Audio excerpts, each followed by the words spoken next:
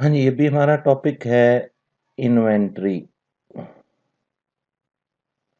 F3 के level पे inventory की हम बात करेंगे तो जो स्टैंडर्ड अप्लाई हो रहा है वो IAS 2 है।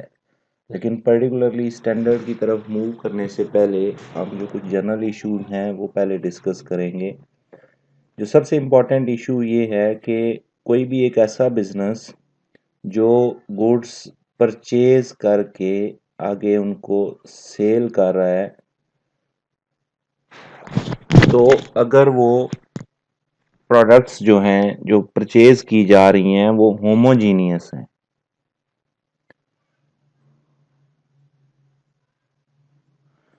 Homogeneous mean exactly same. For example अक्सर आप मार्केट में जाते हैं तो आपने सपोज चेयर्स परचेज करनी है या रेफ्रिजरेटर परचेज करना है। अब चेयर का जो एक डिज़ाइन है उसमें अगर डिफरेंस आएगा तो कलर का आएगा। डिफरेंट कलर्स हैं लेकिन डिज़ाइन सेम है। इसी तरह रेफ्रिजरेटर की बात करें तो एक पर्टिकुलर मॉडल का रेफ्रिजरेटर है, उसके कलर्स जो हैं वो डिफरेंट होंगे, लेकिन एक पर्टिकुलर मॉडल है उसका साइज एक ही जैसा होगा। अब साइज सेम है, कलर्स डिफरेंट हैं, तो उनकी जो सेल प्राइस है वो सेम है। प्रॉब्लम कहाँ पे आ रही है? उनकी कॉस्ट प्राइस पे। मतलब मैं एक सिंपल एग्जांपल लेता हूँ कि एक बिजनेस है, उसने 10 चेयर्स परचेज की at the rate of pound 50 पर चेयर। फिर उसने फर्दर 10 चेयर्स परचेज की कुछ अरसे बाद, लेकिन उनकी जो परचेज प्राइस थी at the rate of 60 different थी। अब उसके पास जो टोटल चेयर्स पड़ी हुई हैं वो हैं 20, लेकिन उनकी जो परचेज प्राइस है, इनकी कॉस्ट प्राइस है, वो डिफरेंट है। अब उसके पास एक कस्टमर आता है, वो कहता है जी कि मुझे 12 चेयर्स चाहिए। अब 12 चेयर्स की जो सेल प्राइस है से वो दोनों के दरमियान एग्रीमेंट हो जाता है 70 का एट द पर चेयर का। प्रॉब्लम क्या आ रही है कि वो जो 12 चेयर्स हैं उनकी सेल प्राइस तो हमें पता है, लेकिन उनकी कॉस्ट क्या लें? हमारे पास डिफरेंट ऑप्शंस हैं। 10 चेयर्स लें हम एट 50 और 2 चेयर्स लें हम 60 के हिसाब से। दूसरी ऑप्शन ये है कि 10 चेयर्स हम 60 की कॉस्ट लें, 2 चेयर्स लें हम 50 पे। तीसरी ऑप्शन ये है कि दोनों की एवरेज कॉस्ट ले लें। तो जब हमारे पास होमोजीनियस प्रोडक्ट होती है जिनकी परचेज प्राइस जो है वो डिफरेंट हो, हमें उनकी सेल प्राइस तो पता है, लेकिन उस सेल प्राइस के अगेंस्ट जो हमने कॉस्ट कंपेयर करनी है वो कौन सी लें? क्या ये कॉम्बिनेशन चूज करें या ये कॉम्बिनेशन चूज करें? अब ये प्रॉब्लम क्यों आई? क्योंकि प्रोडक्ट को हम डिफरेंशिएट नहीं कर सकते, दे आर एग्जैक्टली सेम। एक इशू ये था कि वो टैगिंग कर देता। शुरू में जब उसके पास आई थी तो वो चेयर्स जो 50 के हिसाब से आई थी उन पे टैग प्राइस जो है लगा देता, दूसरे पे टैग इलादा से लगा देता। लेकिन ये एक बहुत बड़ा मैनेजमेंट का इशू बन सकता है, प्रॉब्लम क्रिएट होती हैं, चीज़ें मिक्सअप हो जाती हैं। तो इस इशू को सॉल्व करने के लिए कि जो सेल प्राइस है उसके अगेंस्ट जो हमने कॉस्ट कंपेयर करनी है ताकि हमें अपना ग्रॉस प्रॉफिट पता चल सके, वो कॉस्ट प्राइस हम कैसे डिटरमिन करें? क्या हम 50 लें, क्या हम 60 लें, या हम एवरेज कॉस्ट लें? ये एक इशू है। इसको सॉल्व करने के लिए जो हमने टेक्निक डेवलप की वो है कि हम पॉलिसी क्या यूज करते हैं। अब बिजनेस क्या करेगा? वो एक पॉलिसी डेवलप कर लेगा। वो पॉलिसीज जो हैं F3 में आपके पास दो हैं, FIFO, first in first out.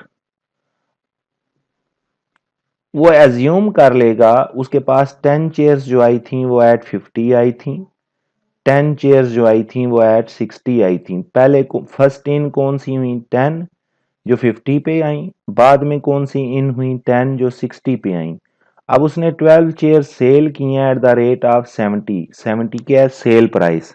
तो उनके अगेंस्ट जब कंपेयर करेगा वो कॉस्ट प्राइस, तो वो पॉलिसी क्या यूज कर रहा है, वो एज्यूम करेगा कि वो चेयर्स जो फर्स्ट इन हुई थी वो आउट हो रही हैं। इन मीन यहाँ पे अगर हम देखें तो जो पहले परचेज हुई थी वो आउट हो रही हैं, मींस वो सेल हो रही हैं। तो अब 12 चेयर्स की जब वो कॉस्ट लेगा तो फर्स्ट इन, अब टोटल वो 12 चेयर्स कैसे पूरे करेगा, 10 चेयर्स की वो कॉस्ट लेगा 50 और 2 चेयर्स की वो कॉस्ट लेगा 60। तो टोटल कॉस्ट जो है वो, अब टोटल सेल प्राइस कितनी होगी, 12 7 जा 840 और 10 चेयर्स की कॉस्ट उसने 500 ली, 2 चेयर्स की कॉस्ट उसने 120 ली, टोटल कॉस्ट कितनी हो गई 620। तो जब वो प्रॉफिट कैलकुलेट करेगा अपना ग्रॉस प्रॉफिट, तो सेल प्राइस 840 में से कॉस्ट प्राइस वो माइनस करेगा 620, तो प्रॉफिट कितना हो जाएगा 240। ये एक टेक्निक है। दूसरी टेक्निक है कि वो क्या यूज करे, एवको एवरेज कॉस्टिंग मेथड, या इसका दूसरा नाम है वेटेड एवरेज मेथड। हम इसको वेटेड एवरेज इसलिए कहते हैं कि फॉर एग्जांपल अगर आपके पास दो बॉल पेन है, एक 5 का परचेज किया है, एक 6 का परचेज किया है, तो उनकी एवरेज तो सिंपल क्या आ जाएगी, 5 + 6 11 डिवाइडेड बाई 2 5.5। लेकिन अगर इसी को थोड़ा सा चेंज कर दें कि 5 वाले बॉल पेन्स जो हैं वो 2 हैं और 6 वाला बॉल पेन जो है वो 1 है, तो टोटल कॉस्ट आपको इनकी 10 पड़ी और इसकी 6 पड़ी, टोटल कॉस्ट कितनी आ गई 16। तो 16 divided by total number of ball pens 3, तो ये कितनी आ जाएगी 5.3। तो एवरेज कॉस्ट जो है वो चेंज होगी। क्यों कि जो हमारे पास लेस प्राइस वाले बॉल पेन थे यानी कि 5 वाले, उनकी क्वांटिटी ज़्यादा थी, उनका वेट, उनकी वेटेज ज़्यादा थी। तो जब हम वेटेड एवरेज मेथड यूज़ करते हैं तो हम यहाँ पे ये भी देखते हैं कि हमारे पास क्वांटिटी कितनी है। अब इसको हम एग्जांपल को देखते हैं। First in first out method में तो हमने जो पहले आइटम, इसकी हम डिटेल भी आगे देखेंगे, जो पहले आइटम परचेज की है पहले उनकी कॉस्ट लेंगे, बाद में जो आए हैं फिर उनकी कॉस्ट लेंगे। तो 12 आइटम हमने कैसे कंप्लीट किए, 10 और 2। अब अगर हम वेटेड एवरेज मेथड यूज करते हैं, फॉर एग्जांपल एक बिजनेस है, उसके पास ओपनिंग इन्वेंट्री जो पड़ी हुई थी वो 10 यूनिट्स थे एट द रेट ऑफ £2। फिर उसने 5 जनवरी को परचेज कर लिए 10 units at the rate of £3। फिर उसने 6 जनवरी को परचेज किए 8 units at the rate of £4। अब उसने 9 जनवरी को 22 यूनिट्स सोल्ड।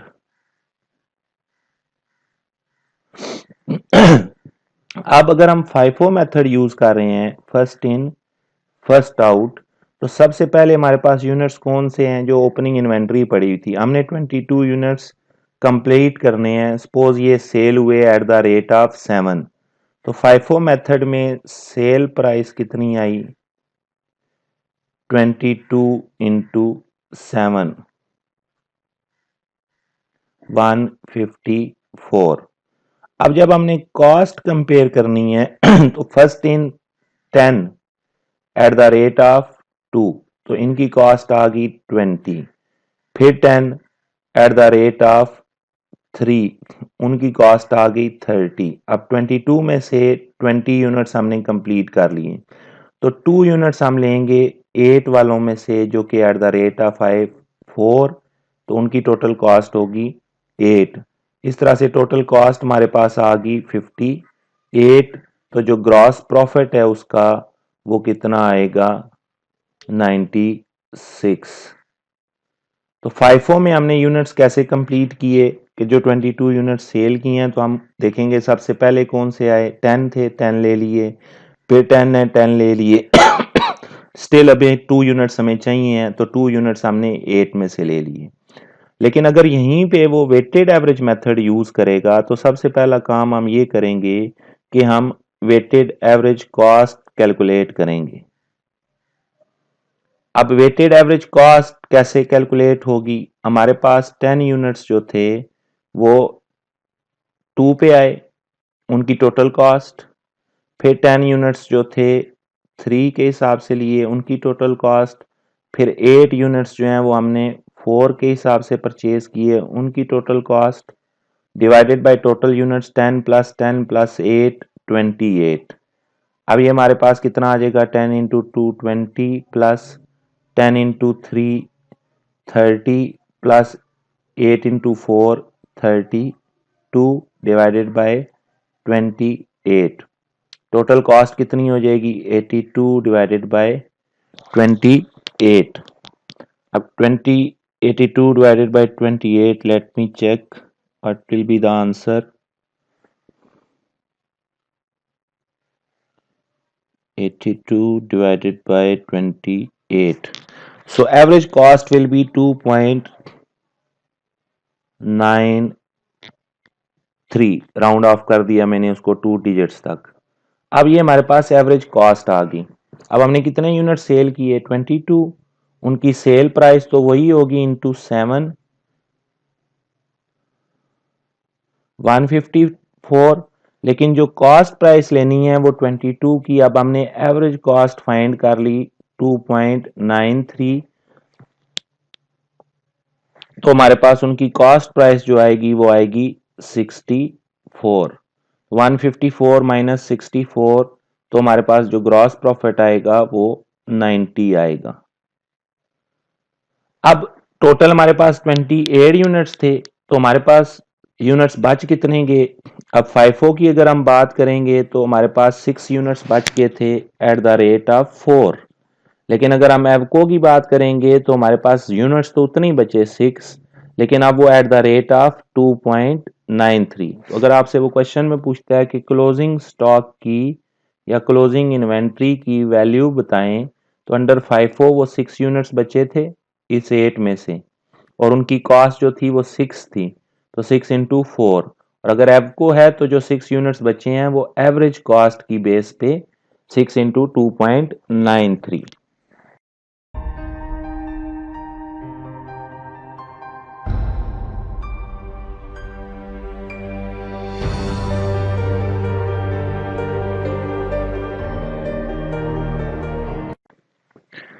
अब हम ज़रा एक कॉम्प्लेक्स सिचुएशन की तरफ जाएंगे, लेकिन उससे पहले अगर हम देखें तो हमने इन्वेंट्री की वैल्यूएशन टेक्निक जो यूज़ की, एक तो ये एक पॉलिसी है कि हम क्या यूज़ करेंगे, या तो हम फाइफो मेथड यूज़ करेंगे, फर्स्ट इन फर्स्ट आउट, या हम एवको या वेटेड एवरेज मेथड यूज़ करेंगे।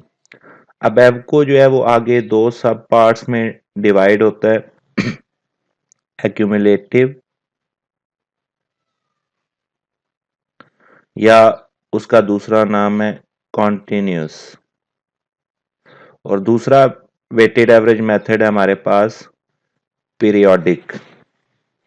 अब अगर मल्टीपल सेल हो रही हैं और मल्टीपल परचेजेज हो रही हैं तो उस सूरत में हम क्वेश्चन को कैसे टैकल करेंगे।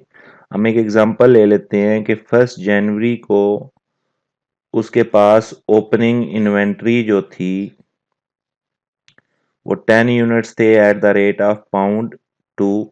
फिर उसने 5 जनवरी को परचेज किए 8 units at the rate of £3। फिर उसने 7 जनवरी को परचेज किए 10 units at the rate of £4। फिर 10 जनवरी को उसने सेल किए 24 units at the rate of £7।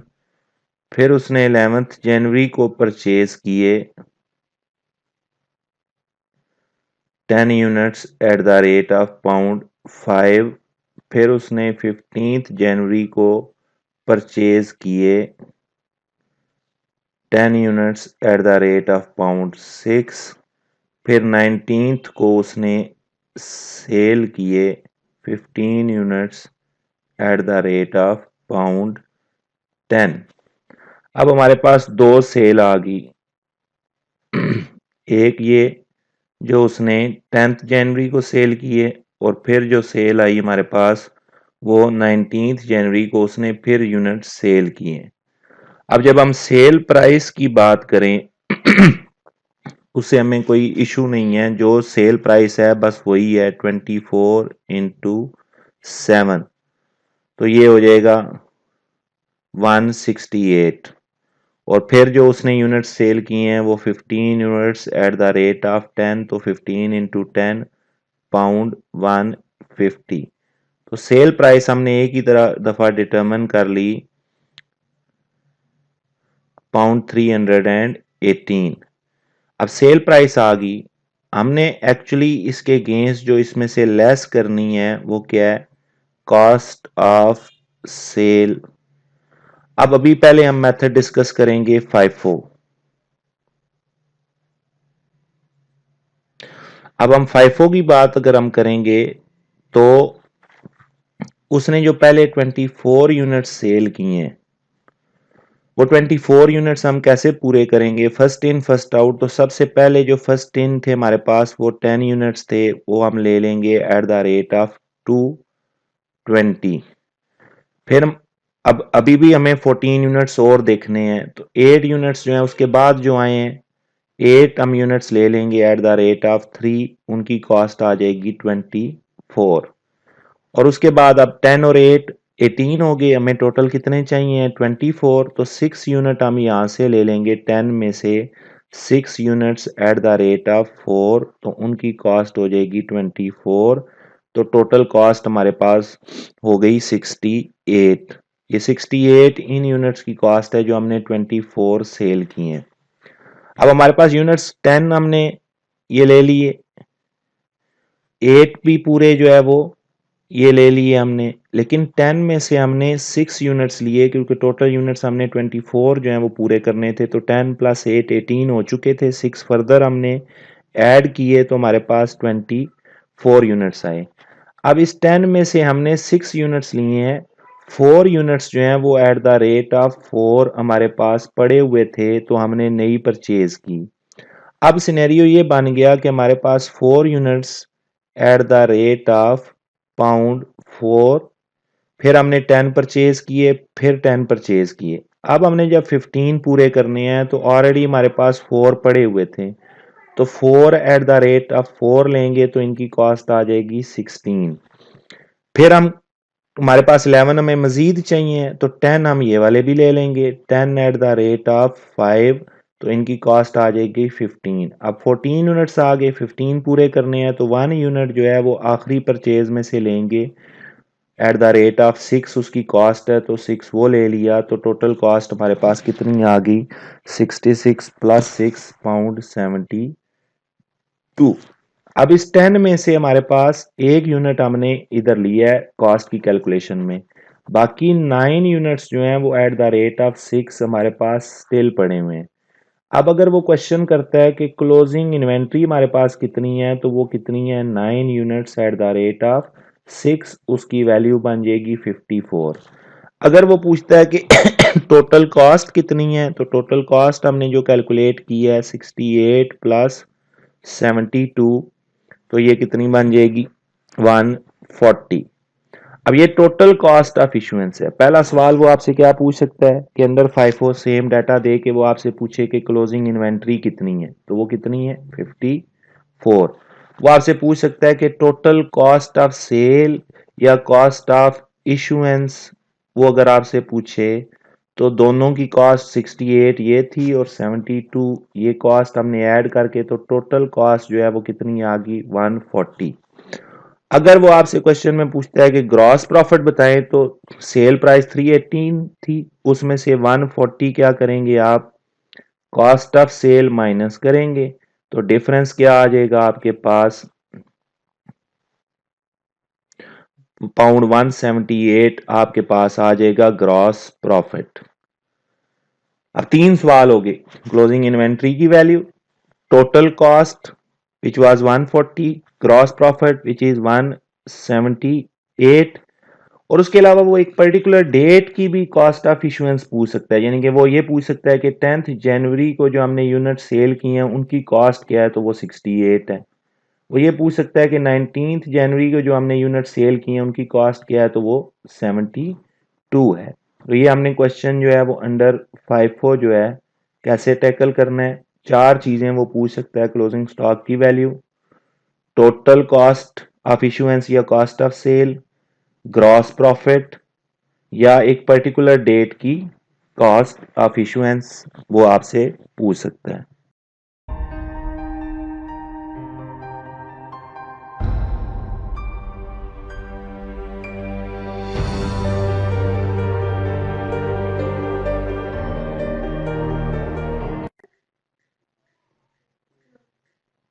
अब हम देखते हैं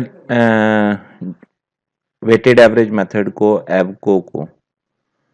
एवको में हमने बात की थी कि 2 सब मेथड्स हैं, पीरियोडिक वेटेड एवरेज और कॉन्टिन्यूस वेटेड एवरेज। तो पहले जो रिलेटिवली सिंपल है पीरियोडिक वेटेड एवरेज, उसको हम देखेंगे कि पीरियोडिक वेटेड एवरेज में कैलकुलेशन कैसे होगी।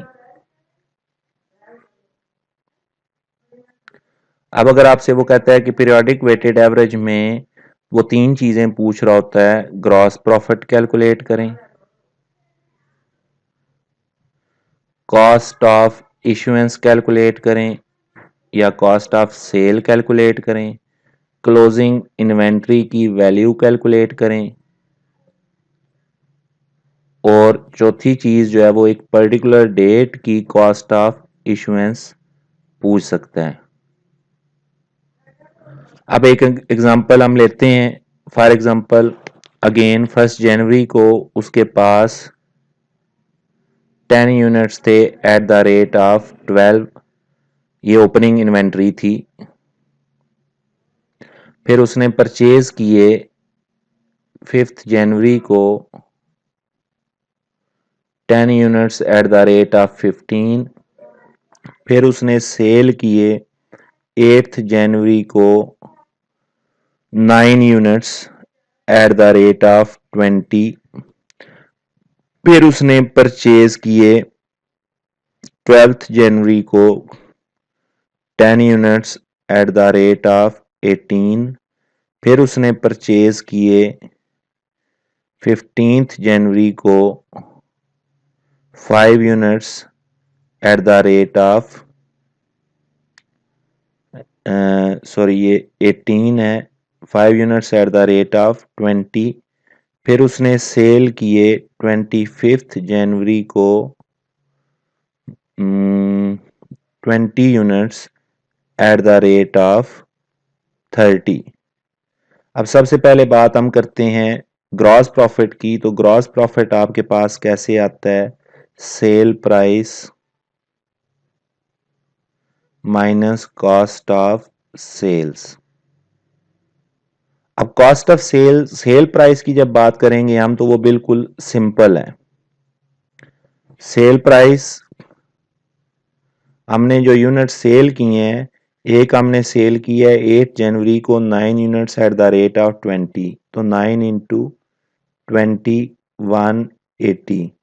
फिर हमने सेल किए हैं 25th जनवरी को 20 units at the rate of 30, तो 20 इंटू 30 600। तो टोटल सेल प्राइस हमारे पास कितनी आ गई, 780। तो ग्रॉस प्रॉफिट की कैलकुलेशन में जो पहली चीज हमें चाहिए है वो सेल प्राइस है, वो हमने फाइंड कर ली है। अब हमने फाइंड करनी है कि टोटल कॉस्ट ऑफ सेल कितनी है, यानी कि ये जो 29 यूनिट्स हमने बेचे हैं इनकी कॉस्ट कितनी है। तो कॉस्ट हम ले रहे हैं वेटेड एवरेज पे, और वो भी पीरियोडिक वेटेड एवरेज। अब पीरियोडिक वेटेड एवरेज में क्या करना है, आपने सेल को इग्नोर करना है कि सेल किस किस डेट पे हुई है। आपने सिंपल क्या है, आपके पास ओपनिंग इन्वेंट्री है 10 units at the rate of 12, तो 10 इंटू 12, प्लस आपने फिर परचेज किए 10 units at the rate of 15, तो 10 इंटू 15, फिर प्लस आपने 10 यूनिट्स परचेज किए एट 18, तो 10 इंटू 18, फिर आपने परचेज किए 5 यूनिट्स एट 20, तो plus 5 into 20, all divided by total number of units 10 plus 10 20 plus 10 30 plus 5 35। अब आपके पास टोटल कॉस्ट कितनी आ गई 120 plus 150 plus 180 plus 100, all divided by 35।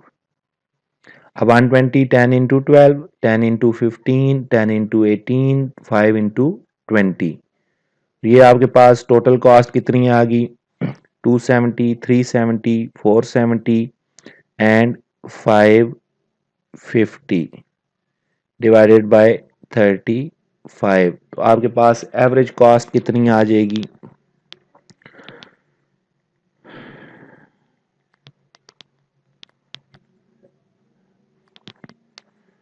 550 divided by 35, 15.71, 15.71। अब आपने जो 29 यूनिट्स थे उनकी सेल प्राइस आप ऑलरेडी कैलकुलेट कर चुके हैं 780। अब हम उनकी कॉस्ट ऑफ सेल कैलकुलेट करेंगे, तो हम सिंपल क्या करेंगे 29 मल्टीप्लाइड बाय 15.71,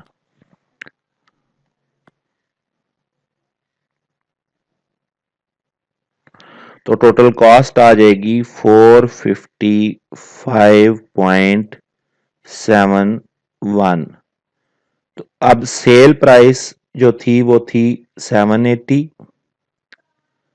कॉस्ट प्राइस कितनी आ गई 455.71, वो माइनस की उसमें से, तो ग्रॉस प्रॉफिट कितना आ जाएगा 780 माइनस 455.71, तो ग्रॉस प्रॉफिट आपके पास आ गया 324.29। तो हमारे पास पहली कैलकुलेशन कंप्लीट होगी, ग्रॉस प्रॉफिट हमारे पास आ गया 324.29। कॉस्ट एफिशिएंसी पूछेगा तो वो हमने ऑलरेडी कैलकुलेट कर ली है 455.71। और अगर आपसे वो क्लोजिंग इन्वेंट्री पूछ रहा है तो हमारे पास जो टोटल यूनिट्स थे वो कितने आए थे 35, उसमें से हमने सेल कितने कर दिए 29, तो हमारे पास यूनिट्स जो बच्चे हैं वो कितने हैं 6, और उनकी जो एवरेज कॉस्ट है वो कितनी है, एवरेज कॉस्ट हमने कैलकुलेट की थी 15.71। तो आप क्या करेंगे, आपके पास कितने यूनिट्स बचे हैं 6 इंटू 15.71, तो 6 इंटू 15.71, आंसर विल बी 94.26। ये आपकी क्लोजिंग इन्वेंट्री की वैल्यू आ गई under periodic weighted average method. तीसरी चीज जो है वो पर्टिकुलर डेट पे जो आपकी सेल है, जैसे सेल ऑन 8 जनवरी है, कितने यूनिट सेल किए थे 9, इनकी कॉस्ट पूछ सकता है, तो सिंपल 9 इंटू एवरेज कॉस्ट जो कि 15.71 थी, तो 9 इंटू 15.71 इट विल बी 141.39।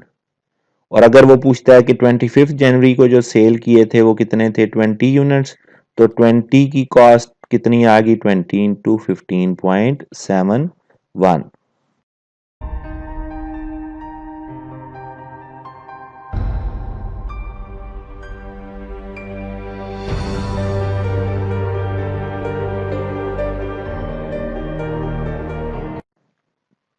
अब हम देखते हैं जी कि वेटेड एवरेज में जो दूसरा हमारे पास ऑप्शन थी वो कॉन्टिन्यूस वेटेड एवरेज, या जिसको हम एक्यूमुलेटेड वेटेड एवरेज मेथड कहते हैं।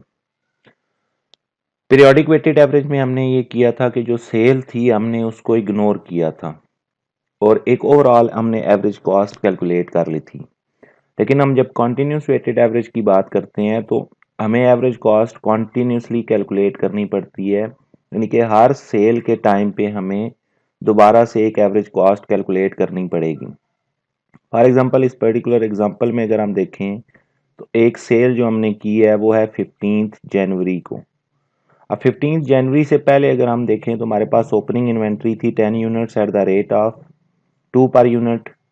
10 जनवरी को फर्दर परचेज की उसने 5 units at the rate of 3 per unit. 12 जनवरी को उसने परचेज की 8 units at the rate of 4 per unit. अब हमारे पास ये तीन तरह के यूनिट्स पड़े हुए थे तीन डिफरेंट प्राइसेस पे। क्यूमुलेट कॉन्टिन्यूस वेटेड एवरेज में हम क्या करते हैं कि हम क्वेश्चन को दो पार्ट्स में डिवाइड कर लिया या तीन पार्ट्स में डिवाइड कर लिया। जब भी सेल आएगी तो उससे ऊपर हमारे पास जो यूनिट्स पड़े हुए थे उनकी हम एवरेज कॉस्ट लेंगे। अब 10 यूनिट्स थे एट द रेट ऑफ 2 तो 10 into 2 plus 5 into 3 plus 8 into 4 और टोटल नंबर ऑफ यूनिट्स जो थे वो हमारे पास थे 10 प्लस 5 प्लस 8 23। अब टोटल कॉस्ट जो बनी आपकी वो बनी 20 10 into 2 plus 15 5 into 3 plus 32 all divided by 23। अब 20 प्लस 15 35 प्लस 32 37। अब टोटल कॉस्ट हमारे पास कितनी होगी 67 divided by total number of units कितने हैं 23। तो हमारे पास जो एवरेज कॉस्ट आएगी वो आएगी 67 डिवाइडेड बाय 23 2.91। अब ये जो एवरेज कॉस्ट है इसको हम यूटिलाइज करेंगे to find the cost of these items. अब 15 यूनिट्स जो हमने सेल किए वो सेल की एट द रेट ऑफ 6 तो ये 90 की सेल हुई। इन 15 यूनिट्स की जब हम कॉस्ट लेंगे तो एट द रेट ऑफ 2.91 तो ये कॉस्ट हमारे पास आ जाएगी 43.69 या 43.70। तो जीपी जो है इन 15 यूनिट्स का ग्रॉस प्रॉफिट जो है वो आ जाएगा हमारे पास 46.30। अब हमारे पास टोटल यूनिट्स जो थे वो 23 थे उसमें से हमने 15 सेल कर दिए। बाकी जो हमारे पास 8 यूनिट्स थे वो हम लेंगे एट द रेट ऑफ 2.91 यानी कि एवरेज कॉस्ट। अब अगेन हमने सेल किए 22 यूनिट्स 28 जनवरी को। अब इसके लिए फिर हम एक एवरेज कॉस्ट लेंगे। अब 8 यूनिट्स जो हमारे पास कैरी फॉरवर्ड हुए थे एट 2.91 प्लस 10 उसने परचेज किए 5 के हिसाब से। 10 जो है उसने फिर परचेज किए at the rate of 6 per unit all divided by total units हमारे पास 8 जो ऊपर से कैरी फॉरवर्ड हुए प्लस 10 28 यूनिट्स। तो अब हम एवरेज कॉस्ट जब हम कैलकुलेट करेंगे तो हमारे पास 8 यूनिट्स जो थे वो कैरी फॉरवर्ड हुए थे एट द रेट ऑफ 2.91 तो 8 इंटू 2.91 ये हमारे पास 23.28 प्लस 50 प्लस 60 तो टोटल ये हो जाएगा 133.28 डिवाइडेड बाय 28 यूनिट्स है हमारे पास। तो एवरेज कॉस्ट जो हमारे पास आ जाएगी वो 4.76। अब हमने कितने यूनिट सेल की हैं 22 एट द रेट ऑफ 22 तो उनकी सेल प्राइस तो जो है वो हो जाएगी 22 इंटू 22 484 और उनकी कॉस्ट जो हम लेंगे तो 22 4.76 हमारे पास एवरेज कॉस्ट आई है इंटू 22 4.76 इंटू 22 वो आ जाएगी हमारे पास 104.72। तो जीपी हमारे पास कितना आ जाएगा 379.28। तो टोटल जीपी हमारे पास एक जीपी हमने ये सेकंड सेल का कैलकुलेट किया एक जीपी हम ऑलरेडी कैलकुलेट कर चुके थे 46.30। तो टोटल जीपी हमारे पास जो आ गया वो आ गया 46.30 425, ग्रॉस प्रॉफिट हमारे पास आ गया 425.58। अब हमारे पास जो स्टॉक बच गया, हमारे पास टोटल यूनिट्स थे 28, उसमें से ये 22 सेल कर दिए हमने। अब रिमेनिंग जो हमारे पास इन्वेंट्री बची वो बची 6 units at the rate of 4.76, 6 into 4.76। तो क्लोजिंग इन्वेंट्री की जो वैल्यू आई है हमारे पास वो आई है 28.56। कॉस्ट ऑफ इशुएंस, तो पहली कॉस्ट हमने ली थी 43.70 और दूसरी कॉस्ट हमने ली थी 104.72। तो ये टोटल हो जाएगा 148.4। अब इसमें एक चीज जो और पूछ सकता है वो ये है कि एक इन्वेंट्री हमारे पास ये 8 यूनिट्स भी बच गए थे, तो वो ये भी आपसे पूछ सकता है कि 15 जनवरी को जो हमारे पास इन्वेंट्री बची थी वो कितनी थी, तो वो 8 इंटू 2.91, जबकि 28 जनवरी के बाद जो सेल की तो उसके बाद जो 6 यूनिट्स थे वो इन्वेंट्री अगर पूछता है तो वो 6 इंटू 4.76 है। पर्टिकुलर डेट की इशुएंस की बात करता है तो जो 15 यूनिट्स हैं उनकी कॉस्ट हमने कितनी ली थी, 15 इंटू 2.91, और जो 22 यूनिट्स की कॉस्ट ली है हमने वो 22 इंटू 4.76।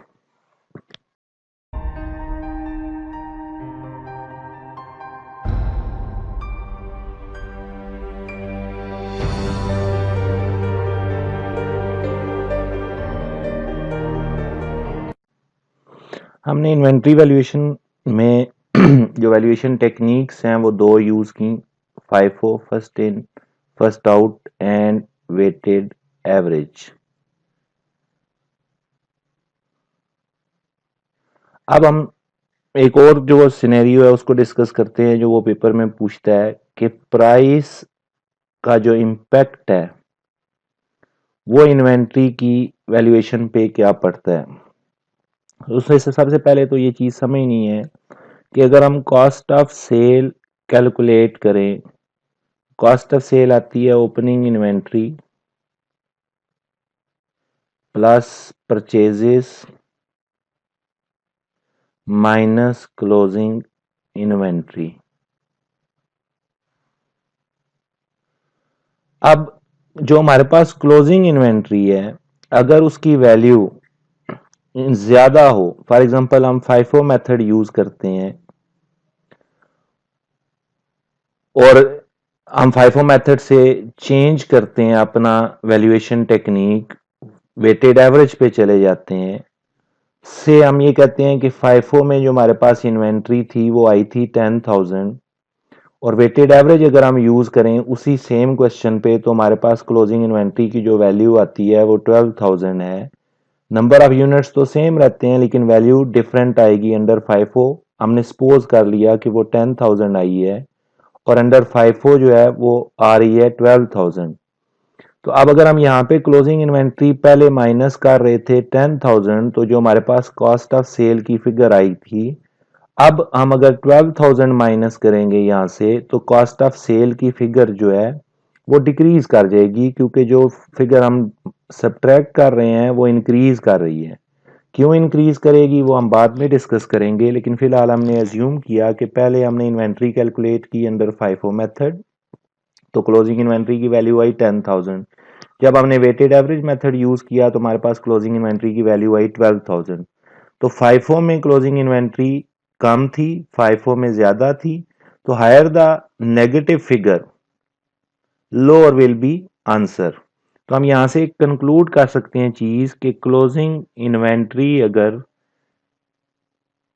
ज्यादा आएगी तो हायर होगी तो कॉस्ट ऑफ सेल लोअर होगी।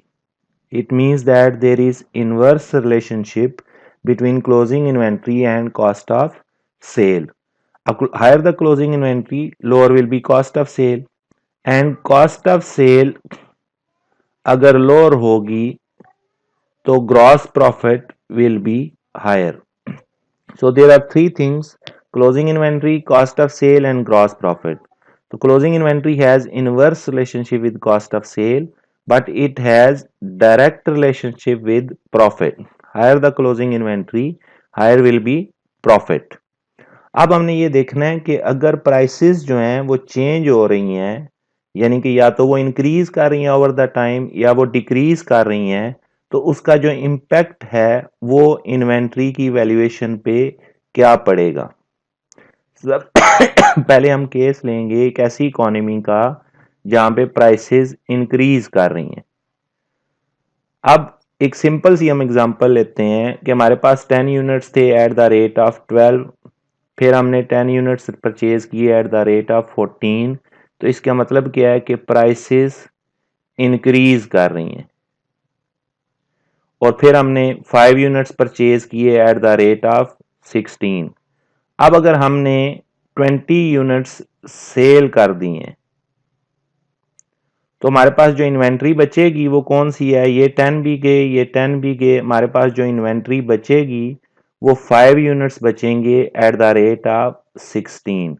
यानी कि हमारे पास क्लोजिंग इन्वेंट्री की जो वैल्यू आएगी वो आएगी 80 अंडर FIFO। अब अगर इसी क्वेश्चन को हम सॉल्व करें अकॉर्डिंग टू वेटेड एवरेज तो हम क्या करेंगे, 10 into 12 plus 10 into 14 plus 5 into 16 all divided by number of units कितने हैं 25। तो ये कितना आ जाएगा 120 प्लस 140 प्लस 80 डिवाइडेड बाय 25। तो ये 260 प्लस 80 340 डिवाइडेड बाय 25। तो हमारे पास एवरेज जो वैल्यू आएगी वो कितनी आएगी, लेट मी कैलकुलेट,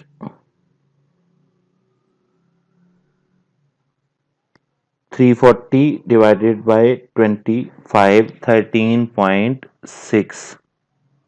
अब हमारे पास जो क्लोजिंग इन्वेंट्री है वो कितने यूनिट्स बचे 5 यूनिट्स। अब इन 5 यूनिट्स की वैल्यू जो है अंडर वेटेड एवरेज 5 इंटू 13.6, तो क्लोजिंग इन्वेंट्री की वैल्यू आएगी 68। अब क्लोजिंग इन्वेंट्री अंडर FIFO जो है उसकी वैल्यू ज्यादा आई है और under weighted average closing inventory की वैल्यू कम आई है। तो अभी हमने ये कंक्लूड किया था कि क्लोजिंग इन्वेंट्री अगर हायर हो तो कॉस्ट ऑफ सेल लोअर होगी और प्रॉफिट हायर होगा। अब क्वेश्चन ये पूछता है कि पहले हम FIFO यूज कर रहे थे अब वेटेड एवरेज यूज कर रहे हैं, तो अगर हम FIFO से वेटेड एवरेज से FIFO पे शिफ्ट करेंगे तो सिचुएशन क्या बनेगी कि वेटेड एवरेज में हमारे पास इन्वेंट्री आ रही थी 68, सेम सिनेरियो पे जब हमने FIFO अप्लाई किया तो क्लोजिंग इन्वेंट्री आई 80। यानी कि वेटेड एवरेज से FIFO पे शिफ्ट करें अगर, उस सूरत में जब प्राइसेस इंक्रीज कर रही हैं तो क्लोजिंग इन्वेंट्री जो है वो इंक्रीज कर जाएगी, कॉस्ट ऑफ सेल डिक्रीज कर जाएगी और प्रॉफिट इंक्रीज कर जाएगा। और अगर हम पहले FIFO यूज कर रहे थे और अब हम वेटेड एवरेज पे शिफ्ट होते हैं तो इम्पैक्ट उलट हो जाएगा। पहले FIFO में क्लोजिंग इन्वेंट्री कितनी थी 80, वेटेड एवरेज में कितनी आई है 68, तो क्लोजिंग इन्वेंट्री जो है वो क्या करेगी, डिक्रीज कर जाएगी, कॉस्ट ऑफ सेल इंक्रीज कर जाएगी और प्रॉफिट डिक्रीज कर जाएगा। अब अगर प्राइस डिक्रीज कर रही हो, अभी अभी तो प्राइस इंक्रीज कर रही थी, अगर प्राइस डिक्रीज कर रही है फिर क्या होगा। अब अगर हम FIFO यूज कर रहे हैं तो ये जो 10 यूनिट्स थे हमारे पास, प्राइस डिक्रीज करने का मतलब ये है कि उलट सिनेरियो हो जाएगा, पहले 10 यूनिट 16 पे थे, फिर 10 14 पे और फिर 5 12 पे। अब FIFO में अगर प्राइसेस डिक्रीज कर रही हैं तो FIFO में जो हमारे पास इन्वेंट्री आएगी और जो वेटेड एवरेज में आएगी, वेटेड एवरेज में इन्वेंट्री पे कोई फर्क नहीं पड़ेगा, वो हमारे पास 5 यूनिट्स थे 38.6 के हिसाब से, तो वो बनेंगे 68 के वेटेड एवरेज में। लेकिन फाइफो की बात अगर हम करें तो हमारे पास 5 यूनिट्स जो हैं वो कितने के होंगे, 60 के, क्योंकि 5 यूनिट्स एट 12 है। अब प्राइस डिक्रीज कर रही है। पहले अगर हम वेटेड एवरेज यूज कर रहे थे, उससे हम शिफ्ट करें किस पे, फाइफो पे, तो इम्पैक्ट क्या पड़ेगा, वेटेड एवरेज में इन्वेंट्री ज्यादा थी, फाइफो में कम है, तो कॉस्ट ऑफ सेल जो है और क्लोजिंग इन्वेंट्री इंक्रीज कर जाएगी, cost of sale sorry closing inventory weighted average से फाइफो में आ रहे हैं तो क्लोजिंग इन्वेंट्री डिक्रीज करेगी, कॉस्ट ऑफ सेल इंक्रीज करेगी और प्रॉफिट डिक्रीज कर जाएगा। और अगर हम वेटेड एवरेज से फाइफो से वेटेड एवरेज की तरफ जाते हैं तो रिवर्स हो जाएगा, क्लोजिंग इन्वेंट्री जो है वो इंक्रीज कर जाएगी, कॉस्ट ऑफ सेल डिक्रीज कर जाएगी और प्रॉफिट इंक्रीज कर जाएगा। तो ये एक क्वेश्चन है जो कि वो पूछता है कि इम्पैक्ट ऑफ प्राइस जो है, अगर हम मेथड ऑफ वैल्यूएशन चेंज करें, पॉलिसी चेंज करें, तो प्राइस का चेंज का इम्पैक्ट प्रॉफिट पे, क्लोजिंग इन्वेंट्री पे और कॉस्ट ऑफ सेल पे क्या पड़ता है।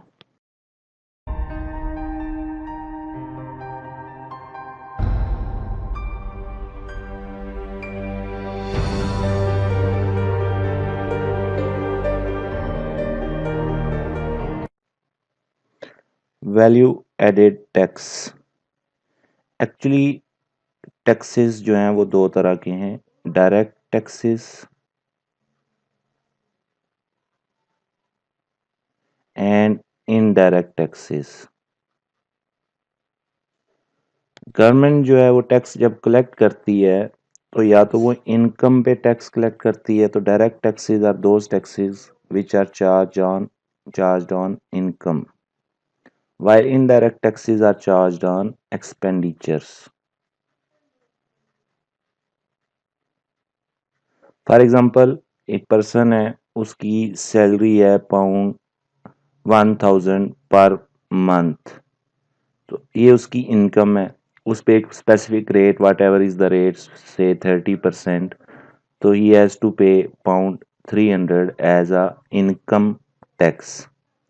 Now if he consumes pound 700 out of his income, तो एक्सपेंडिचर्स उसके कितने हैं, 700, तो 700 पे उसको जो टैक्स पे करना है से 20% सेल्स टैक्स या वैल्यू एडेड टैक्स 140। सो ये जो 140 है, this is indirect tax which is on expenditures. इसका रिलेशन इनकम के साथ नहीं है, what ever is the income, उसमें से जितना पोर्शन वो स्पेंड करेगा उस पे उसको इनडायरेक्ट टैक्स पे करना पड़ेगा।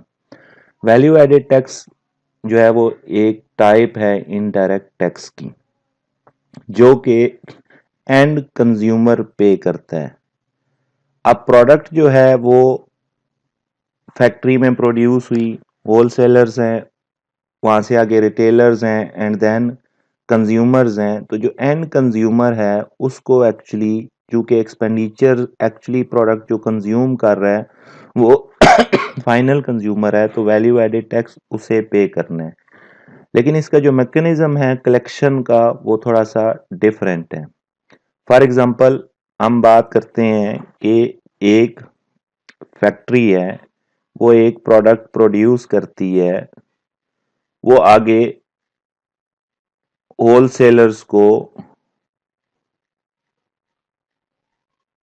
सेल करती है, वो आगे रिटेलर्स को सेल करते हैं और आगे कस्टमर जो है वो बिल्कुल इस चेन के एंड पे है। अब फैक्ट्री क्या कर रही है, इसको सेल कर रही है, होलसेलर आगे रिटेलर को सेल कर रहा है और रिटेलर आगे कस्टमर को सेल कर रहा है। अगर हम रिटेलर की एग्जांपल लेते हैं तो रिटेलर जो है वो परचेज कर रहा है, किससे, होलसेलर से, और आगे सेल कर रहा है किसको, एंड कंज्यूमर को। अब सपोज जो उसने होलसेलर से परचेज की तो उसकी परचेज प्राइस जो है वो है 1000, तो डेफिनेटली वो कुछ प्रॉफिट मार्जिन चार्ज करेगा, तो आगे वो कंज्यूमर को सेल करता है 1200 की, और जो टैक्स रेट है, सेल्स टैक्स रेट या वैल्यू एडेड टैक्स है, वो 20% है। तो अब मैकेनिज्म क्या होगा? होलसेलर ने जो परचेज की है उसकी परचेज प्राइस, जिसको हम नेट वैल्यू कहेंगे, वैल्यू विदाउट टैक्स, वो है 1000। उस पे 20% टैक्स रेट अप्लाई करके तो पाउंड 200 जो है वो क्या करेगा, होल रिटेलर जो है वो होलसेलर को ये टैक्स पे कर देगा। This tax is called input tax, tax on purchases. अब जब वो आगे कस्टमर को सेल करेगा, एंड कंज्यूमर को, तो उसने जो प्रोडक्ट सेल की एंड कंज्यूमर को, वो सेल की उसने पाउंड 1200 की, उस पे 20% टैक्स अप्लाई करेगा तो ये प्रोडक्ट बन जाएगी, इस पे सॉरी टैक्स बनेगा 240। This is called output tax. अब परचेज के टाइम पे उसने जो टैक्स पे किया है वो है पाउंड 200। अब पे तो रिटेलर ने किया, लेकिन हम बात पहले कर चुके हैं कि ये टैक्स जो है वो एंड कंज्यूमर ने देना है। तो रिटेलर ने ये पाउंड 200 का टैक्स पे किया है, वो ऑन बिहाफ ऑफ कंज्यूमर पे किया है, कस्टमर पे किया है। अब जब वो टैक्स कलेक्ट करेगा, हम इसको अगर हम सम अप करें तो इनपुट टैक्स जो रिटेलर ने होलसेलर को पे किया है वो है पाउंड 200, और जो उसने कस्टमर से कलेक्ट किया है output tax, tax on sales, वो है पाउंड 240। अब वो क्या करेगा, जो आउटपुट और इनपुट का डिफरेंस है, अब 200 उसने ऑन बिहाफ ऑफ कस्टमर पे किया था, तो आउटपुट जब वो 200 कलेक्ट करेगा 240, तो उसमें से अपना 200 अपने पास रख लेगा, एक्स्ट्रा जो 40 उसने कलेक्ट किया है वो क्या करेगा, HMRC यानी कि यूके गवर्नमेंट को पे कर देगा।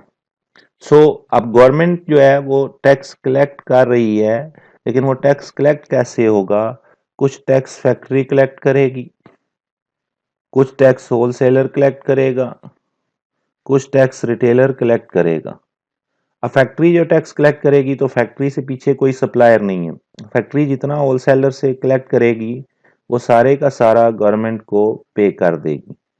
होलसेलर जो टैक्स कलेक्ट करेगा रिटेलर से, और उसने जो पे किया हुआ है वो फैक्ट्री को है, तो डिफरेंस जो है आउटपुट टैक्स जो सेल पे कलेक्ट करेगा वो रिटेलर को सेल कर रहा है तो उससे कलेक्ट करेगा, इनपुट टैक्स उसने फैक्ट्री को पे किया है, दोनों का जो डिफरेंस है वो गवर्नमेंट को पे कर देगा ये। इसी तरह रिटेलर जो है वो क्या कर रहा था, उसने 200 पे किया था होलसेलर को, 240 कलेक्ट किया कस्टमर से, तो जो डिफरेंस है उसने गवर्नमेंट को पे कर दिया। तो गवर्नमेंट जो इनपुट टैक्स है, वैल्यू एडेड टैक्स है, वो कलेक्ट करती है at different points.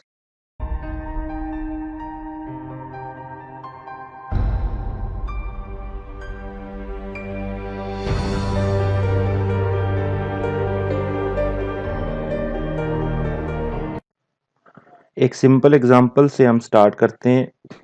For example एक बिजनेस है, उसने परचेज ऑफ गुड्स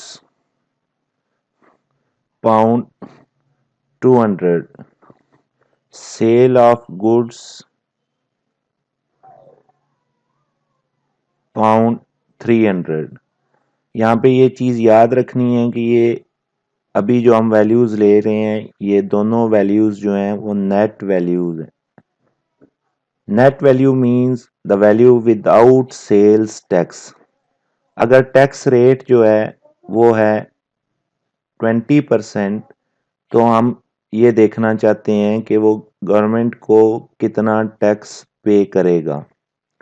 तो परचेज उसने की 200 की, उस पे 20% रेट अप्लाई किया, तो हमारे पास जो उसने टैक्स पे किया वो आ गया pound 40। This is called input tax. उसने जो सेल की है वो है 300 की, उस पे 20%, तो पाउंड 60 जो है उसका आउटपुट टैक्स आ गया। अब वो गवर्नमेंट को कितना पे करेगा, output minus input. Output tax उसने कितना कलेक्ट किया, tax on sales is called output tax. Input tax उसने कितना कलेक्ट किया, tax on purchases is called input tax.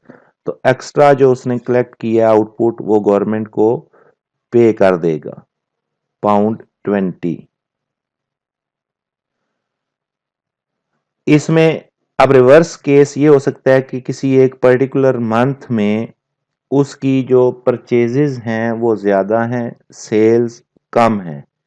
For example हम अगर इसी केस को रिवर्स करते हैं तो सिचुएशन ये बन जाएगी कि उसकी जो परचेज है, परचेज ऑफ गुड्स, वो है सपोज £300, और ये अगेन मैं रिपीट कर रहा हूँ कि दिस इज नेट वैल्यू। तो हमने ये भी देखना होता है कि जो परचेज वैल्यू दी हुई है वो नेट वैल्यू है, यानी कि एक्सक्लूसिव ऑफ सेल्स टैक्स है, इसको हम एक्सक्लूसिव वैल्यू भी कहते हैं। और सेल ऑफ गुड्स जो है वो है £200, और ये भी नेट वैल्यू है, एक्सक्लूसिव ऑफ सेल्स टैक्स है।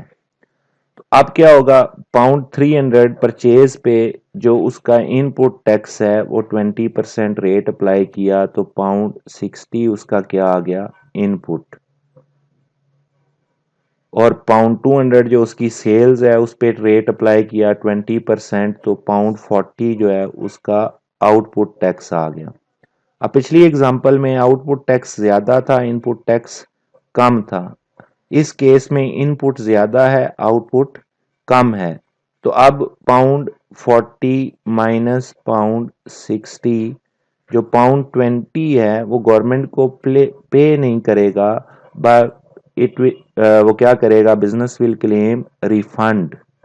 वो गवर्नमेंट से रिफंड विल बी क्लेम्ड, कि गवर्नमेंट उसको एक्स्ट्रा जो उसने इनपुट टैक्स पे किया हुआ है वो वापस रिफंड करे। तो हमने यहाँ पे ये भी दो तीन चीजें जो है वो जहन में रखनी है। सबसे पहले जो परचेज प्राइस है या सेल प्राइस है उसको आपने देखना है कि वो नेट वैल्यू है, एक्सक्लूसिव ऑफ सेल टैक्स है, तो हम उस वैल्यू पे स्ट्रेट वे रेट अप्लाई कर देंगे। दूसरी चीज हमने देखनी है कि क्या उसने गवर्नमेंट को टैक्स पे करना है या रिफंड क्लेम करना है। वो डिपेंड करता है, if output is greater than input तो फिर वो क्या करेगा, गवर्नमेंट को टैक्स पे करेगा। और अगर आउटपुट जो है वो लेस देन इनपुट है तो इन दैट केस वो गवर्नमेंट से रिफंड क्लेम कर लेगा। अब इसी में अगला जो सिनेरियो है वो ये है कि जो हमें परचेज प्राइस है, जैसे वो 300 थी तो उस पे टैक्स था 60, तो परचेज प्राइस आपको वो देता है £360, और इसको वो कहता है कि ये ग्रॉस वैल्यू है। ग्रॉस वैल्यू का मतलब ये है कि इसमें टैक्स शामिल है, इंक्लूसिव ऑफ सेल्स टैक्स। और जो सेल प्राइस है वो सपोज £480 है, और वो भी जो है वो ग्रॉस वैल्यू है। इट मींस दैट के इंक्लूसिव ऑफ सेल्स टैक्स। अब और टैक्स रेट जो है वो है 20%। अब हम क्या करेंगे, हम एक फार्मूला यूज करेंगे, जो ग्रॉस वैल्यू है वो डिराइव कैसे होती है, gross value is equal to net value plus tax. अब ग्रॉस वैल्यू है £360, नेट वैल्यू हमें नहीं पता एक्स, रेट ऑफ टैक्स कितना है 20% ऑफ व्हाट। तो रेट टैक्स जो रेट अप्लाई होता है वो हमेशा नेट वैल्यू पे होता है। जैसे हमने पिछली एग्जांपल में देखा कि 200 या 300 नेट वैल्यू थी तो स्ट्रेट वे हमने उस पर रेट अप्लाई किया। तो टैक्स 20% जो है वो 360 पे अप्लाई नहीं होगा, क्योंकि 360 जो है वो ग्रॉस वैल्यू है। परसेंटेज ऑफ टैक्स हमेशा अप्लाई होती है नेट वैल्यू पे। तो 20% ऑफ एक्स। अब 20% का मतलब क्या है, 20 आउट ऑफ 100, तो अगर हम इसको सिंप्लीफाई करें तो ये 0.2 बन जाएगा। तो x प्लस 0.2x, तो x का कोफिशिएंट 1 है तो ये टोटल क्या बन जाएगा 1.2x। तो pound 360 is equal to 1.2x। तो x की वैल्यू कैसे आएगी, पाउंड 360, अब 1.2x के साथ मल्टीप्लाई हो रहा था, दूसरी साइड पे जाएगा तो डिवाइड कर देगा, तो x आ गया हमारे पास 300 विच इज नेट वैल्यू, क्योंकि x हमने किसे अज्यूम किया था, नेट वैल्यू को। अब ग्रॉस वैल्यू है 360, नेट वैल्यू है 300, तो टैक्स कितना आ गया 360 माइनस 300, तो टैक्स हमारे पास आ गया पाउंड 60। अब ये टैक्स कौन सा है, परचेज पे, मीन इनपुट टैक्स। अब इसी तरह से हम क्या कैलकुलेट कर लेंगे, सेल पे, जो सेल प्राइस थी वो पाउंड 480 थी, ये भी क्या थी, ग्रॉस वैल्यू थी, तो 480 gross value is equal to net value x plus tax rate कितना है 20% ऑफ एक्स। अगेन ये कितना आ जाएगा 1.2x, 480, 480 डिवाइडेड बाय 1.2, तो x कितना आ जाएगा 400। तो अब ये क्या आ गया हमारे पास, नेट वैल्यू आ गई। अब टैक्स ग्रॉस वैल्यू कितनी थी 480, नेट वैल्यू कितनी आई 400, तो डिफरेंस जो है वो आउटपुट टैक्स जो है वो कितना बना, पाउंड 80। अब इनपुट जो है वो पाउंड 60 है, जो परचेज पे उसने पे किया, कलेक्ट कितना किया 80, एक्स्ट्रा कितना कलेक्ट किया पाउंड 20, ये वो गवर्नमेंट को पे कर देगा।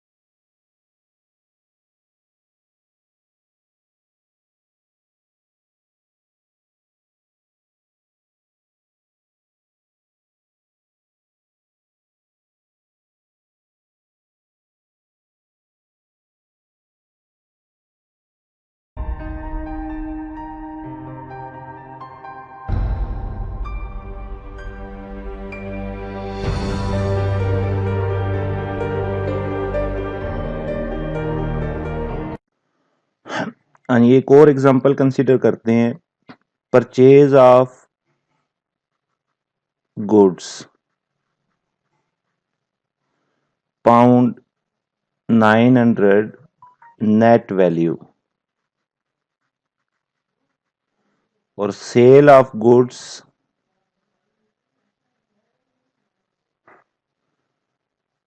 Pound 1200 gross value. अब डिफरेंस ये आ गया कि जो परचेज है वो नेट वैल्यू पे दी हुई है, तो हम जब इनपुट टैक्स कैलकुलेट करेंगे तो अगर हमें नेट वैल्यू दी हुई है तो हम सीधा सीधा जो वैल्यू दी हुई है 900, टैक्स रेट अगर सपोज 20% है, तो 900 इंटू 20%, तो ये हमारे पास 180 आ गया इनपुट टैक्स।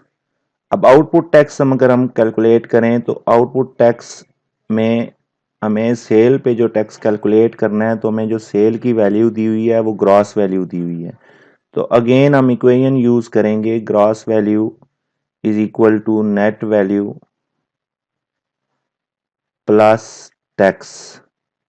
अब ग्रॉस वैल्यू कितनी है पाउंड 1200, नेट वैल्यू हमें नहीं पता एक्स, प्लस 20% ऑफ एक्स, तो it means it is 1.2x 1200, तो x की वैल्यू क्या आ जाएगी 1200 डिवाइडेड बाय 1.2 इक्वल टू 1 1000।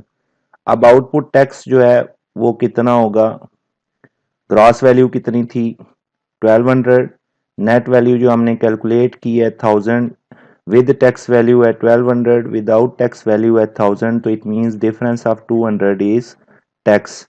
तो आउटपुट टैक्स हमारे पास कितना आ गया 200। इनपुट टैक्स हमने कितना कैलकुलेट किया था 180। अब गवर्नमेंट को वो कितना पे करेगा, output minus input, output is 200, input is 180, so difference of 20 will be paid to government, sorry 20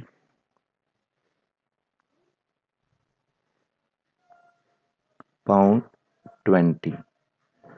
तो अगर हमें नेट वैल्यू दी है तो फिर तो हम स्ट्रेट वे टैक्स रेट जो है वो उस नेट वैल्यू पे अप्लाई करेंगे, लेकिन अगर ग्रॉस वैल्यू दी है तो we will use the equation.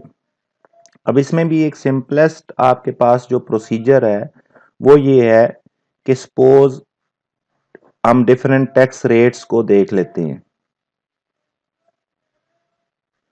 9% है, 5 तो इट मींस 0.09, 5% है तो 0.05, 17% है तो 0.17, 17.5% है तो 0.175। मतलब सिंगल डिजिट में हम क्या करेंगे, 9 से पहले 0 लगाया और 0.09, 0.05।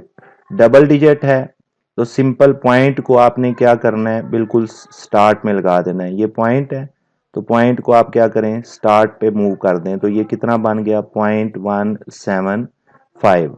अब ग्रॉस वैल्यू है जो भी गिवन है आपको, उसकी अगर आपने नेट वैल्यू कैलकुलेट करनी है तो डिवाइडेड बाय 1.09, यानी कि 0.09 से आप पहले क्या प्लेस कर देंगे 1।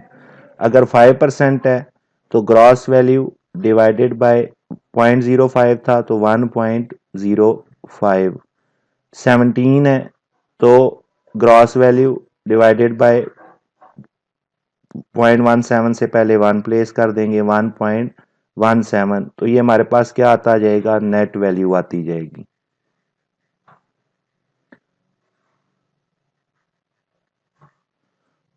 वन 0.175 था तो उससे पहले 1 लगा दें तो ग्रॉस वैल्यू डिवाइडेड बाय 1.175, तो हमारे पास क्या आ जाएगी, नेट वैल्यू आ जाएगी। और टैक्स क्या होगा, difference of gross value and net value. तो ये एक सिंपल कैलकुलेशन है, हमें पूरी इक्वेशन क्योंकि आपने एमसीक्यू सॉल्व करने हैं तो सिंपल पहले तो आपने ये देखना है कि अगर आपको डबल डिजिट में दिया हुआ टैक्स रेट 18.5%, तो पॉइंट को बिल्कुल स्टार्ट में ले आए, क्या हो जाएगा 0.185, और उससे पहले 1 लगा दें और ग्रॉस वैल्यू को 1.185 से डिवाइड करेंगे तो नेट वैल्यू आ जाएगी। और ग्रॉस वैल्यू और नेट वैल्यू का डिफरेंस, नेट वैल्यू आपने कैलकुलेट कर ली, ग्रॉस वैल्यू वाज गिवन, दोनों का डिफरेंस जो है वो क्या हो जाएगा, टैक्स हो जाएगा। अब आगे हम चलते हैं जी, कुछ थ्योरेटिकल पॉइंट्स और जर्नल एंट्रीज जो हैं उनको डिस्कस करते हैं।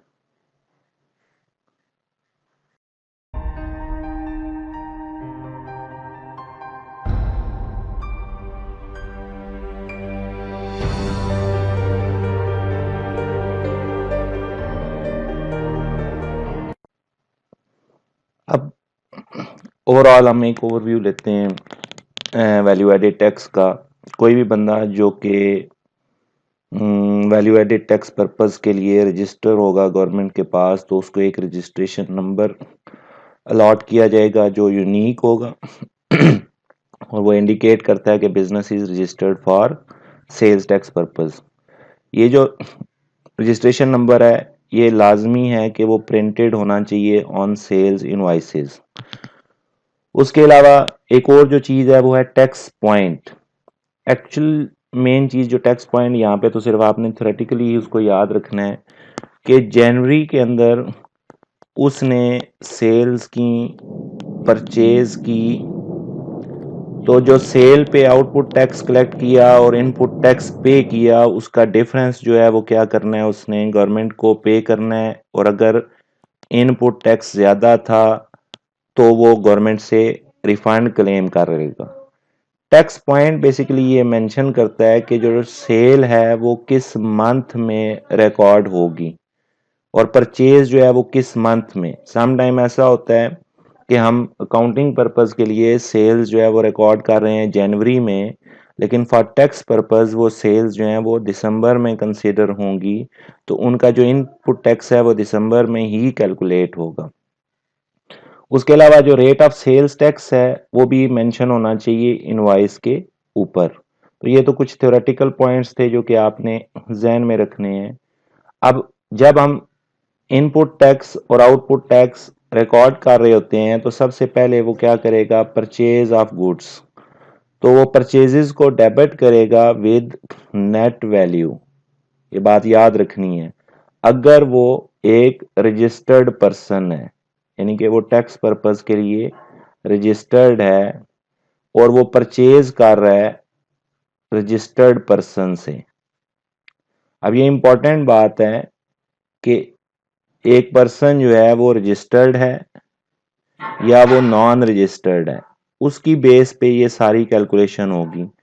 हम पहली एग्जांपल ले रहे हैं कि वो रजिस्टर्ड है और वो परचेज जो कर रहा है वो भी रजिस्टर्ड पर्सन से कर रहा है, और सेल चाहे वो जिसको दिल है करे, चाहे वो रजिस्टर्ड हो या नॉन रजिस्टर्ड हो,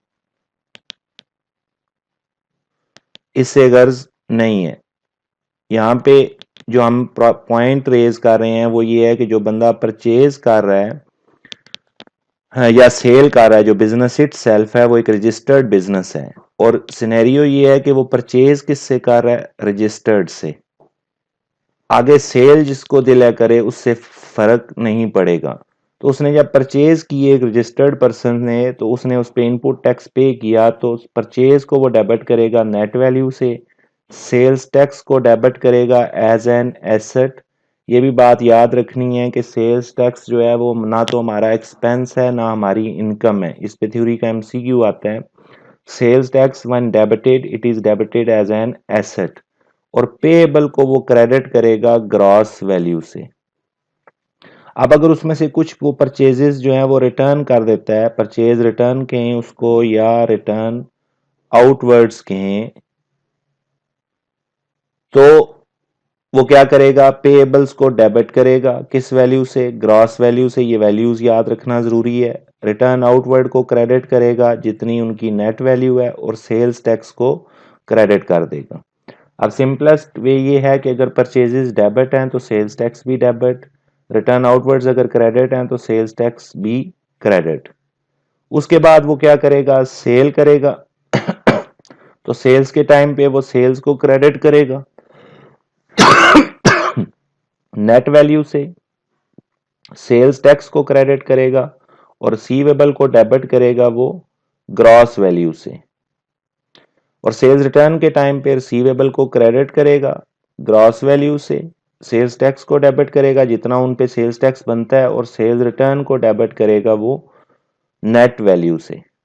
अब ये चार आइटम हो गए, परचेज, परचेज रिटर्न, सेल्स और sales return. Purchases always debit, तो उनसे रिलेटेड जो सेल्स टैक्स है वो भी डेबिट होगा। परचेज रिटर्न ऑलवेज क्रेडिट, तो उनसे रिलेटेड जो सेल्स टैक्स है वो भी क्रेडिट होगा। सेल्स ऑलवेज क्रेडिट, तो उनसे रिलेटेड सेल्स टैक्स भी क्रेडिट होगा। सेल्स रिटर्न ऑलवेज डेबिट, तो उनसे रिलेटेड जो सेल्स टैक्स है वो भी डेबिट होगा।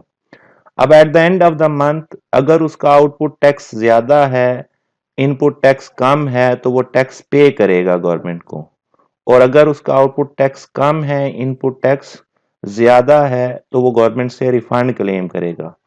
Tax paid to the government कब होगा, जब output tax greater than input tax, और रिफंड कम क्लेम करेगा जब output tax less than input tax. तो अगर वो टैक्स पे कर रहा है तो डेफिनेटली कैश पे कर रहा है, कैश क्रेडिट हो जाएगी, सेल्स टैक्स डेबिट हो जाएगा। और अगर वो रिफंड क्लेम कर रहा है तो कैश उसको रिसीव हुई है, कैश डेबिट हो जाएगी, सेल्स टैक्स क्रेडिट हो जाएगी। अब हम इसकी एक फुल फ्लैज एग्जांपल देखते हैं। फॉर एग्जांपल हम कहते हैं जी परचेज है पाउंड 1000 एक्सक्लूसिव। अब एक्सक्लूसिव का मतलब है नेट वैल्यू। परचेज रिटर्न है पाउंड 120 इंक्लूसिव। अब इंक्लूसिव का मतलब क्या है? Gross value. Sales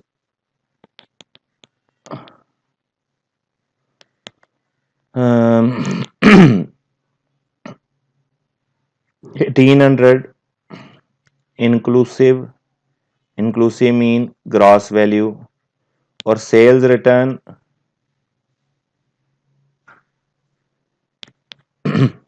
pound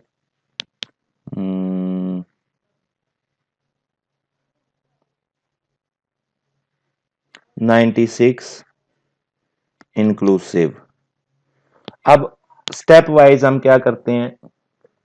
tax calculate करते जाते हैं। परचेज 1000 एक्सक्लूसिव वैल्यू थी, तो एक्सक्लूसिव वैल्यू पे सीधा सीधा हमने क्या करना है? रेट अप्लाई करना है 1000 का 20% में। अगेन अज्यूम कर रहा हूं कि टैक्स रेट जो है वो 20% है। परचेज रिटर्न इंक्लूसिव वैल्यू है 20%, तो 120 डिवाइडेड बाय 1.2 नेट वैल्यू जो है वो 100 आ जाएगी। ग्रॉस वैल्यू कितनी थी? 120 माइनस 100, तो टैक्स कितना आ जाएगा? 20।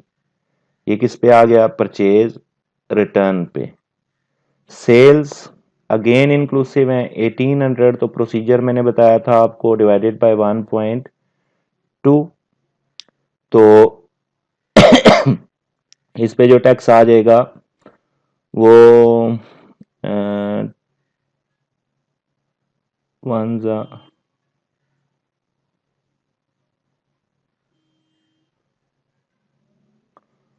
1800 माइनस ये नेट वैल्यू आ गई हमारे पास 1050। Let me confirm this, wait a little bit.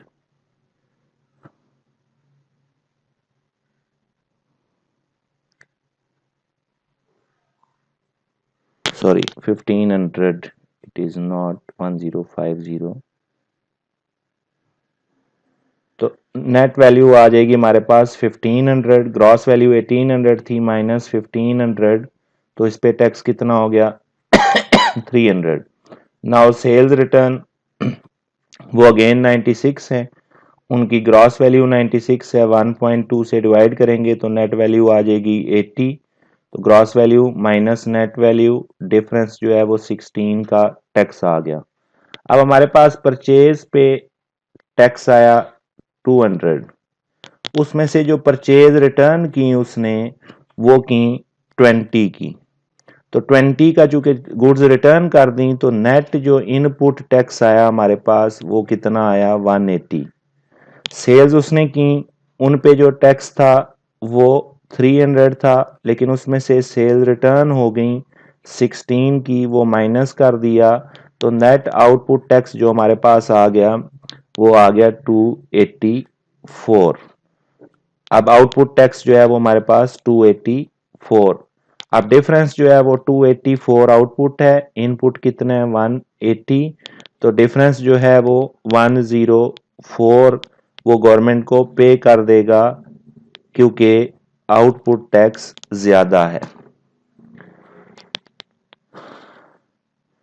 अब यही जो क्वेश्चन है, ये तो मैंने मैथमेटिकली इसको सॉल्व कर दिया। इसी क्वेश्चन को जो है वो हम अगर हम लेजर के थ्रू सॉल्व करना चाहते हैं, तो जो सेल्स टैक्स अकाउंट बनेगा वो कैसे बनेगा? सबसे पहले आपने ये देखना है कि जो मंथ स्टार्ट हुआ है उसके स्टार्ट पे क्या सेल्स टैक्स जो है वो रिसीवेबल फ्रॉम गवर्नमेंट है, यानी कि उसका ब्रॉड डाउन बैलेंस अगर डेबिट है तो आप डेबिट पे पुट कर देंगे। उसका अगर वो पेएबल टू गवर्नमेंट है तो आप क्रेडिट पे ले लेंगे। तो सबसे पहले आपने स्टार्ट ऑफ द मंथ जो ओपनिंग बैलेंस है वो लेना है। उसके बाद आपने जो एंट्रीज की थी, परचेज डेबिट हुई थी, तो टैक्स ऑन परचेजेस भी डेबिट हुआ था। अभी इस क्वेश्चन में हमने क्या किया, टैक्स ऑन परचेजेस जो हमने कैलकुलेट किया था, अगर हम उसको दोबारा से देख लें तो टैक्स ऑन परचेज जो था वो 200 था। तो हम क्या करेंगे, अब इस क्वेश्चन में ओपनिंग बैलेंस जो था वो 0 था। इस क्वेश्चन में ओपनिंग बैलेंस 0 था, तो हम ओपनिंग बैलेंस 0 ही लेंगे।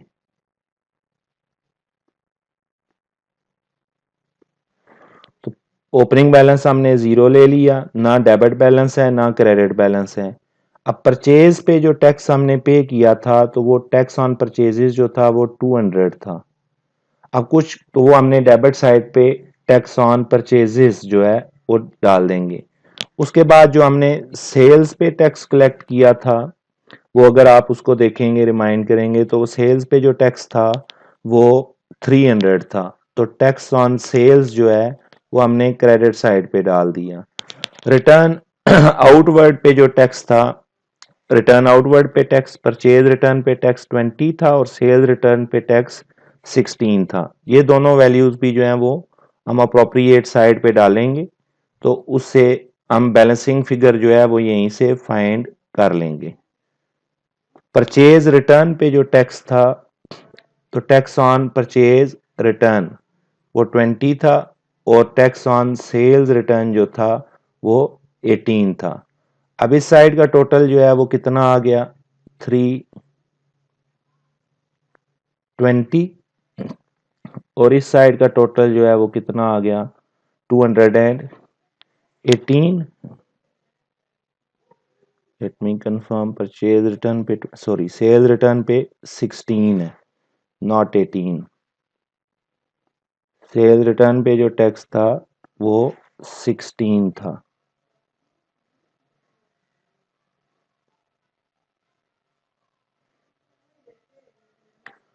तो यहाँ पे 16, अब इस साइड का टोटल 320 है इस साइड का टोटल 216 है, तो दोनों साइडों का टोटल 320 लिखेंगे। 320 और 216 का डिफरेंस जो है वो कितना आता है, 104। वो इस साइड पे डालेंगे तो ये कैश पेड है।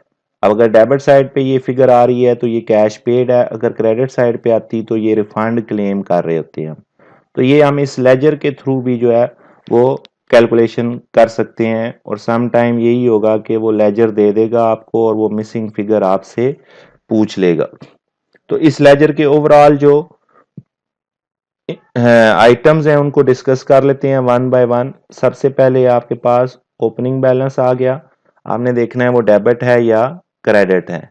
उसके बाद tax on purchases debit side पे डालेंगे, टैक्स टोटल परचेज की वैल्यू नहीं, और tax on purchase return definitely automatically opposite side पे आएगा। परचेज अगर आपने टैक्स ऑन परचेज डेबिट पे डाला है तो टैक्स ऑन सेल्स जो है वो क्रेडिट साइड पे डालेंगे, तो सेल्स रिटर्न उसकी अपोजिट साइड पे आ जाएगा। अगर आप कैश पे कर रहे हैं तो कैश क्रेडिट होगी, सेल्स टैक्स का लेजर जो है वो डेबिट होगा। रिफंड क्लेम कर रहे हैं तो कैश डेबिट होगी, टैक्स का लेजर क्रेडिट होगा। तो चूंकि हम यहाँ पे टैक्स का लेजर बना रहे हैं इसलिए टैक्स के लेजर को क्रेडिट करेंगे। ये सारी एंट्रीज करने के बाद at the end carried down balance अगर इस साइड पे आ रहा है तो payable to government, it means it is a credit balance. और अगर ये डेबिट पे आ रहा है, इस साइड पे आ रहा है, तो रिसीवेबल या refund from government, it means that it is a debit balance. अब कैरेट डाउन बैलेंस अगर क्रेडिट साइड पे आ रहा है या डेबिट साइड पे आ रहा है तो ये उस साइड पे आएगा जो छोटी साइड है। सपोज ये कैरेट डाउन डेबिट पे आया है तो इट मींस दैट कि क्रेडिट साइड जो है आपकी ग्रेटर देन डेबिट साइड है। तो वो बेसिक रूल के +3 - 2, आंसर जो है वो +1, साइन बड़े नंबर का, -3 + 2, आंसर -1, साइन बड़े नंबर का। तो अगर क्रेडिट साइड बड़ी थी तो बैलेंसिंग फिगर हमने इस साइड पे डाली ताकि दोनों साइडों का टोटल जो है वो इक्वल हो जाए। तो इसलिए अगर कैरेट डाउन डेबिट साइड पे आ रहा है तो it is called credit balance because credit side is greater than debit side. और अगर वो क्रेडिट साइड पे आ रहा है तो it is called debit balance because debit side is greater than credit side.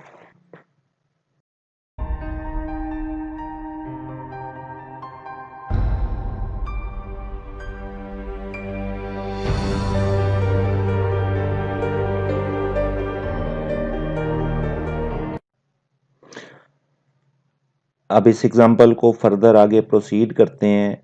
सबसे पहली बात जो याद रखनी है कि जो बिजनेस है वो रजिस्टर्ड है, ठीक है, और वो परचेज कर रहा है किससे? रजिस्टर्ड बिजनेस से।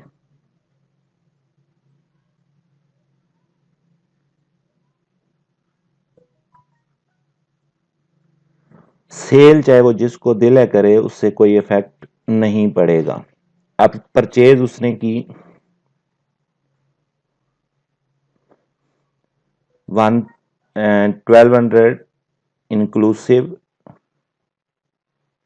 सेल उसने की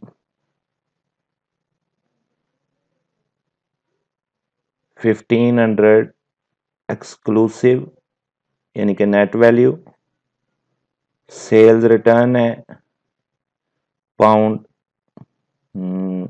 200 एक्सक्लूसिव, और परचेज रिटर्न जो है वो है पाउंड 96 इंक्लूसिव। अब हम सबसे पहले इन सब पे सेल टैक्स कैलकुलेट करते हैं। तो परचेज 1200 इंक्लूसिव है, तो 1200 डिवाइडेड बाय 1.2, नेट वैल्यू कितनी आ जाएगी? 1000। ये नेट वैल्यू आ गई, और उस पर टैक्स कितना हो गया? 1000, और 1200 का डिफरेंस, इंक्लूसिव और एक्सक्लूसिव का डिफरेंस 200। 1500 की एक्सक्लूसिव वैल्यू है, तो 1500 इंटू 20%, क्योंकि एक्सक्लूसिव वैल्यू हो तो सीधा सीधा आपने परसेंटेज अप्लाई करना है। तो टैक्स कितना आ गया? 300, और नेट वैल्यू जो एक्सक्लूसिव वैल्यू थी वो दी हुई थी 1500। ग्रॉस वैल्यू जो है वो कितनी है इस केस में? 1200। इस केस में कितनी हो जाएगी? 1800, क्योंकि 1500 नेट वैल्यू थी, उसमें 300 टैक्स ऐड किया तो ग्रॉस वैल्यू आ गई। Sales return again exclusive value है, तो 200 पे सीधा सीधा 20%, तो टैक्स कितना हो जाएगा? 40। नेट वैल्यू कितनी थी? 200, तो ग्रॉस वैल्यू कितनी हो जाएगी? 240। उसके बाद परचेज रिटर्न है 96, इंक्लूसिव वैल्यू है डिवाइडेड बाय 1.2, तो नेट वैल्यू कितनी आ जाएगी? 80, तो टैक्स कितना है? 16, ग्रॉस वैल्यू कितनी है? 96। अब जब एंट्री करेगा तो परचेज को डेबिट करना है उसने किससे? नेट वैल्यू से। नेट वैल्यू परचेज की कितनी आई थी? 1000, तो परचेज को डेबिट करेगा 1000 से। अब परचेज डेबिट है तो सेल टैक्स भी डेबिट होगा कितने से? जितना टैक्स बना था वो कितना था? 200, तो 200 से पेएबल्स को वो क्रेडिट कर देगा फुल वैल्यू से, यानी कि 1000 प्लस 200 1200, यानी कि ग्रॉस वैल्यू। उसके बाद सेल्स उसने की तो 1500 जो है वो एक्सक्लूसिव वैल्यू थी, तो सेल्स क्रेडिट होगी, और क्रेडिट होती है हमेशा cell purchase purchase return net value से, प्रोवाइडेड के बिजनेस क्या हो? रजिस्टर्ड हो। अभी हम जो केस देख रहे हैं वो ये है कि बिजनेस जो है वो खुद भी रजिस्टर्ड है, और वो परचेज भी किससे कर रहा है? रजिस्टर्ड से। तो सेल्स कितने से क्रेडिट होंगी? जो उनकी नेट वैल्यू है 1500।